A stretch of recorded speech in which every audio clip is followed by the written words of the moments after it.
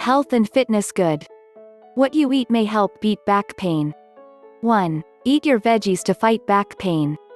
A mostly plant-based diet that includes such things as flax and chia seeds is probably your best bet to avoid inflammation, especially when eaten in combination with omega-3 rich coldwater fish like salmon, mackerel, sardines, herring, black cod, tuna, and trout. Deeply colored fruits and vegetables are a key part of an anti-inflammatory diet, says Dana Greene, MS, Rhode, LDN, a nutritionist in Brookline, Massachusetts. If you're looking for foods that reduce back pain and are loaded with nutrition, try carrots, beets, sweet potatoes, cherries, berries, grapes and red wine, pomegranate, and watermelon, she says. Herbs and spices, including basil, cinnamon, ginger, rosemary, garlic, curcumin, onions, oregano, and turmeric tend to be especially rich in anti-inflammatory agents, so season generously. Also, drink healthy herb teas and true teas, green, oolong, and white. Dr. Perry adds that olive oil, green tea, and brightly colored fruits and vegetables have all been shown to reduce inflammation in cartilage in the spinal column, which helps to control back pain and stiffness.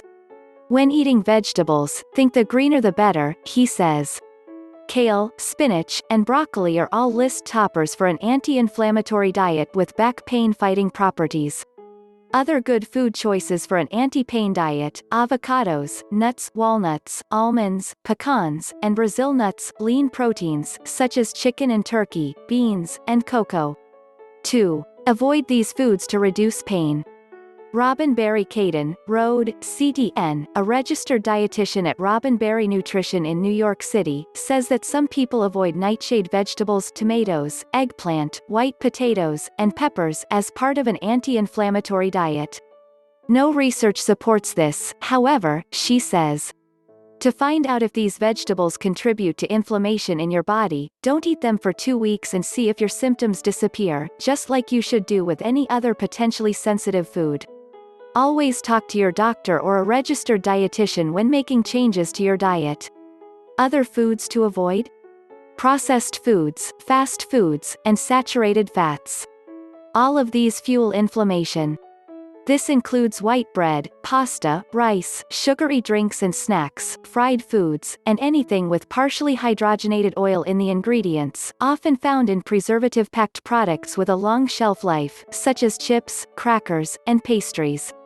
Opt for poly or monounsaturated oils, such as canola or olive oil, when cooking. Stay away from caffeine and alcohol as well, Perry says. 3. The calcium factor. Another way to keep back pain at bay is to make sure you're getting enough of the right nutrients, such as calcium and vitamin D. Bone is the body's storage reservoir for calcium. As you age, it is hard to maintain bone mass, which can lead to such conditions as osteopenia or osteoporosis, Perry says. These diseases can weaken the vertebrae in your spine.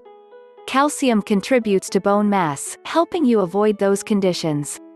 A 2010 report from the Institute of Medicine (IOM) gave new guidelines for daily calcium supplementation. These definitions are commonly referred to as the recommended daily allowance. According to the IOM, you shouldn't consume more than 2,000 milligrams of calcium a day, either through foods or supplements, says Kenneth Hunseraj, MD, Chief of Spine Surgery at New York Spine Surgery and Rehabilitation Medicine in Poughkeepsie, New York. Gone are the days when more is better, Dr. Hunseraj says. Studies show that if you take a high dose of calcium supplements, you increase your risk for heart problems and atherosclerosis, which involves plaque forming in your arteries. Consuming too much calcium can also cause bone fractures. Calcium should come from natural sources, Hunseraj says. Natural food sources for calcium include yogurt, milk, and cheese, as well as leafy green vegetables. If you're not able to obtain enough calcium from your diet, then talk to your doctor about whether supplements are right for you.